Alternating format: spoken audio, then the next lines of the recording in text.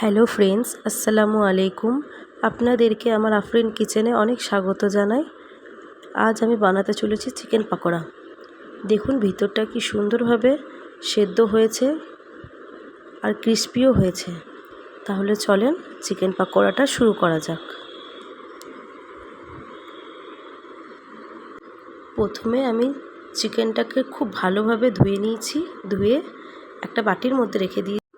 এইবার আমি 1 চামচের মতো লবণ অ্যাড করে দিলাম, 1 চামচের মতো লঙ্কা গুঁড়ো অ্যাড করে দিলাম, 1 চামচের মতো জিরে গুঁড়ো অ্যাড করে দিলাম, 1 চামচের মতো ধনে গুঁড়ো অ্যাড করে দিলাম, 1 চামচের মতো বেসন অ্যাড করে দিলাম, 2 চামচের মতো কর্নফ্লাওয়ার অ্যাড করে দিলাম। এইবার আদা, রসুন, শুকনো লঙ্কা, জিরের একটা পেস্ট দিয়ে দিলাম। এইবার 1 চিড়ি কাগজি লেবুর রস দিয়ে দেবো, একটা ডিম দিয়ে দেবো। খুব সুন্দর হাতের সাহায্যে এটাকে মাখিয়ে নেব।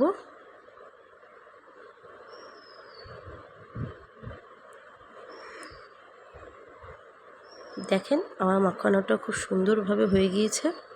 এবার একটা ঢাকনার সাহায্যে আধ ঘন্টার মতো ঢেকে রেখে দেবো। আমি এখানে কড়াইটা চাপিয়ে নিয়েছি। কড়াইটা খুব সুন্দরভাবে গরম হয়ে গিয়েছে।